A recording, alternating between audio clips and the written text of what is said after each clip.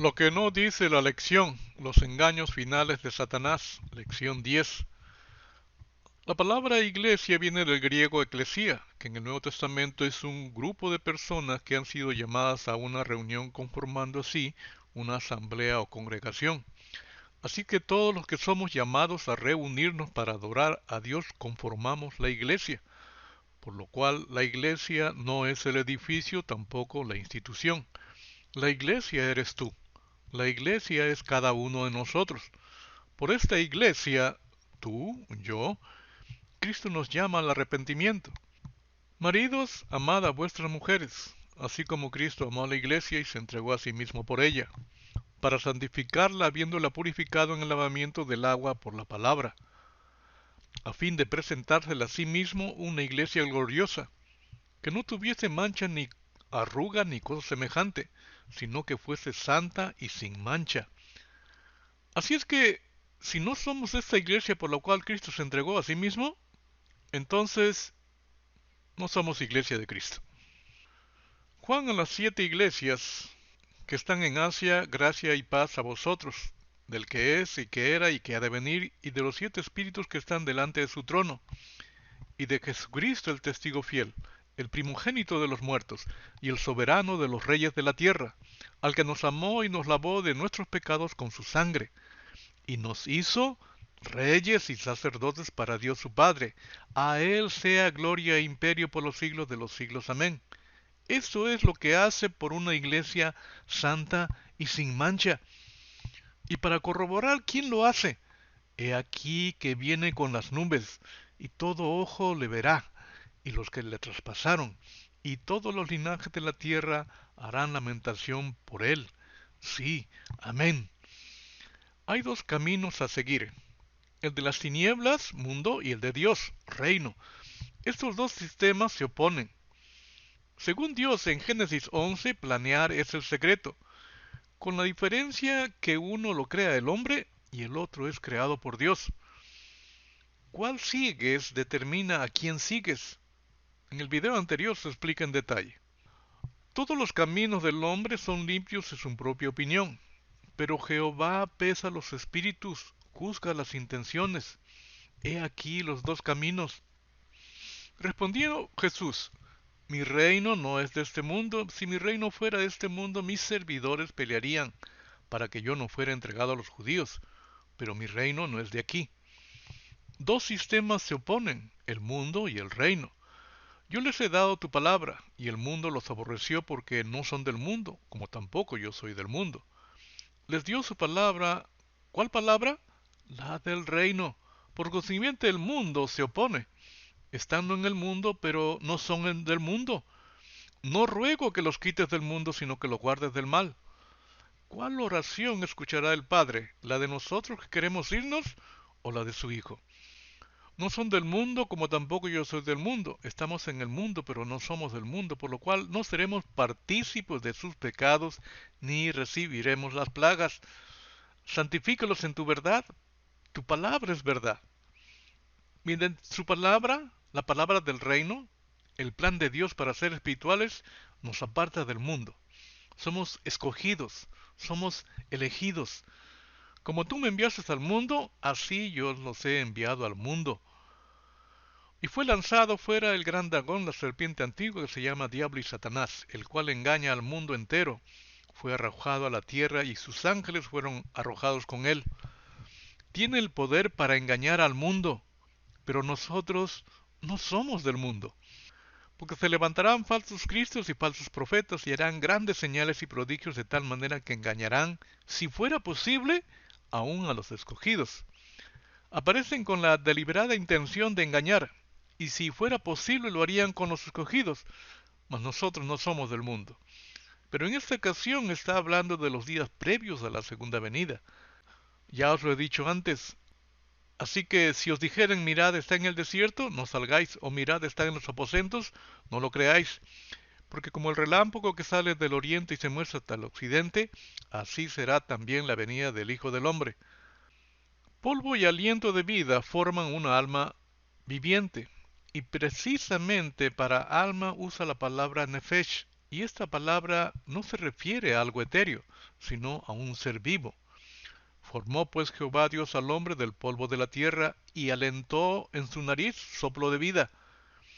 Fue el hombre en alma, nefesh, viviente, chayá. Así es que el significado que se le da en nuestros días está lejos de la verdad. Vida eterna no es vida inmortal, de vivir para siempre. Más bien vida eterna es vida plena y abundante aquí y ahora. Vida eterna no está asociado con años, ya que es independiente al tiempo. Y esta es la vida eterna, que te conozcan a ti, el único Dios verdadero, y a Jesucristo a quien has enviado. ¿Dónde conocemos al verdadero y a Jesucristo? No allá, es aquí. Vida eterna es aquí y ahora. Mas ahora que habéis sido liberados del pecado y hechos esclavos de Dios, tenéis por vuestro fruto la santificación, y como resultado la vida eterna. O sea, si no se completa la santificación, no recibiremos vida eterna. Vida eterna es un derivado de la santificación, porque he descendido del cielo no para hacer mi voluntad, sino la voluntad del que me envió. Y esta es la voluntad del Padre, el que me envió, que de todo lo que me diere no pierdo yo nada, sino que lo resucite en el día postrero. Y esta es la voluntad del que me ha enviado, que todo aquel que vea al Hijo y cree en Él, tenga vida eterna, y yo lo resucitaré en el día postrero. Debemos de recibir vida eterna aquí y ahora, para ser resucitados en el día postrero. Y dijo Jehová Dios, He aquí el hombre es como uno de nosotros, sabiendo el bien y el mal. Ahora pues que no alargue su mano y tome también del árbol de la vida y coma y viva para siempre. Así es que vivir por siempre está condicionada al árbol de la vida, no es inherente a nosotros. Babilonia como el centro de la adoración al sol y se manifiesta en postrarse, inclinarse, rendirle gratitud perpetua como benefactor, atribuirle todo. Un ejemplo de la época antigua de ir tras ídolos y como consecuencia de rebelarse contra Dios, independiente de Dios, dice, pero el Señor le dijo, hazle caso al pueblo en todo lo que te diga. En realidad, no te han rechazado a ti, sino a mí, pues no quieren que yo reine sobre ellos. Te están tratando del mismo modo que me han tratado a mí, desde el día en que los saqué de Egipto hasta hoy. Me han abandonado para servir a otros dioses. En la Edad Media éramos gobernados a través de la ignorancia. La Biblia fuera del alcance del pueblo estaba vetada a leerlo. El terror, la Santa Inquisición, y la manipulación mediante indulgencias, paternalismo.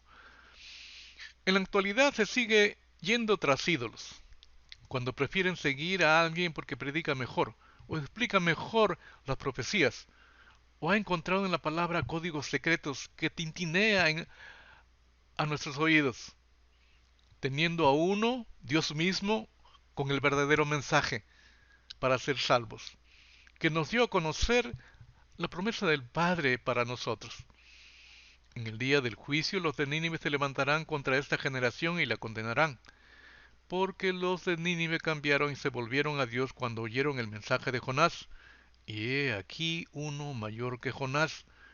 En el día del juicio la reina del sur se levantará con la gente de esta generación y la condenará, porque ella vino de lo más lejano de la tierra para escuchar la sabiduría de Salomón, y he aquí uno mayor que Salomón.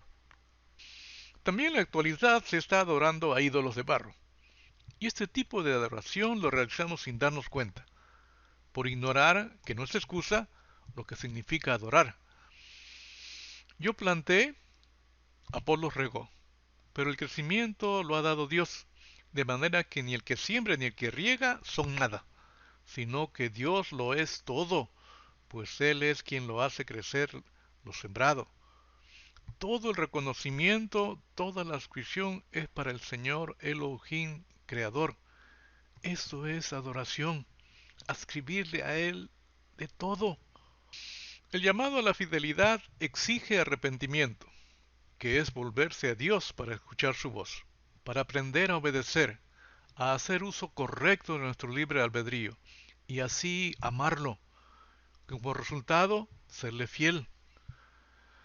Amando al Señor tu Dios, escuchando su voz y siéndole fiel, porque Él es tu vida y la prolongación de tus días para que habites en la tierra que el Señor juró dar a tus padres, Abraham, Isaac y Jacob. Podemos no saber profecías o códigos secretos, pero no ser ignorantes a la salvación que ofrece el Padre a través del sacrificio de su Hijo. Dios ha hecho todo para que seamos salvos. Por ejemplo, la sangre derramada en la cruz nos limpia de todo pecado y nos hemos quedado con ello conformes, pensando que eso es todo lo que ha hecho la sangre de Jesucristo. Y quedan dos cosas más que hace la sangre de Jesucristo. La promesa de Elohim Jehová a Abraham es la de un hijo con su mujer Sara, Isaac, el hijo de la promesa. Cristo les dice a sus discípulos que el Padre tiene una promesa para ellos. Esta promesa es importantísima y debe de ser la mejor para nosotros, sus hijos, así como lo fue para Abraham. En Isaac te será llamada descendencia, esto es, no los que son hijos según la carne son los hijos de Dios, sino que los que son hijos según la promesa son contados como descendientes. Eva pecó porque fue engañada, no tenía toda la información. Así también nosotros, si no tenemos toda la información que está en su palabra, vamos a ser engañados. Babilonia quiere engañarnos y requiere de nosotros únicamente nuestro tiempo y de nuestra energía, en cosas que no son necesarias. Por eso en estos tiempos debemos tener claros quién es Señor de nuestras vidas y por qué razón. Sabiendo esto será una salvaguardia en nuestra vida diaria, que es posible a través del servicio y la adoración. La adoración solo está reservada para el Señor, que es la clave de la adoración. La adoración es el reconocimiento y la atribución de todas las cosas a la fuente que es el Señor. La palabra Señor significa dueño. Entonces, ¿por qué es Señor? Porque posee todo. Él es la fuente legítima de todo, porque Él es Elohim creador de todo y de todos. En síntesis, la adoración es lo que Dios recibe, permite y acepta. Para que sea perfecta nuestra adoración tenemos que saber servir al que está en necesidad como al que no está en necesidad. En Génesis capítulo 2, versos del 1 al 3 y Éxodo 20, versos del 8 al 11, nos muestra que Elohim es el creador de todo y de todos, como está escrito en el original. ¿Por qué digo esto? Por la palabra Señor. ¿Por qué es Señor Jesucristo? Y este es mi mandamiento, que se amen los unos a los otros como yo los he amado. Nadie tiene amor más grande que el dar la vida por sus amigos. Pagó el rescate, nos compró. Ustedes son mis amigos y mis amigos me obedecen. Al habernos comprado es dueño de nuestras vidas y por ende Señor al que se le obedece. O sea, es Señor por redención. También les dijo, el día de reposo fue hecho por causa del hombre y no el hombre por causa del día de reposo. Aquí está señalando la razón del porqué de la existencia del día de reposo en el séptimo día. Por tanto, el Hijo del Hombre es Señor aún del día de reposo. Desde el momento en que menciona el Hijo del Hombre se está refiriendo a un hijo nos es dado. Isaías 9. Es Elohim Hijo, manifestado en carne, y si es Señor del día de reposo en el séptimo día, entonces es Elohim, el Creador. Es Señor el Hijo del Hombre conjuntamente con el Padre por ser uno, Elohim, el Todopoderoso. El primer paso para la obediencia es arrepentirse. Y la palabra que usa el Señor Jesucristo es metanoeo, que significa cambiar de modo de pensar. Y la única razón de arrepentirse de esta manera es por el reino.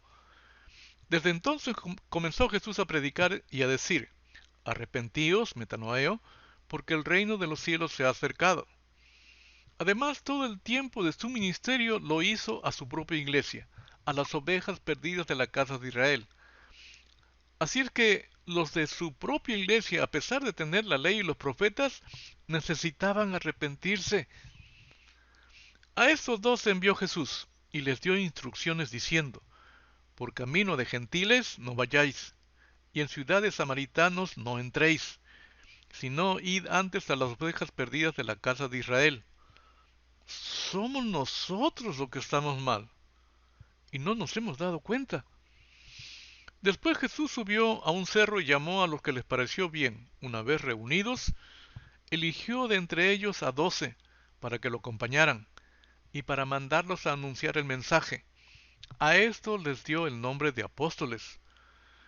Les llama discípulos por la materia que les enseña el Evangelio del Reino, y les llama apóstoles por ser enviados a su propia iglesia, con su propia gente. ¿Cuándo son enviados a todo lugar hacia los confines de la tierra? Hasta aquí nuestra contribución a la lección.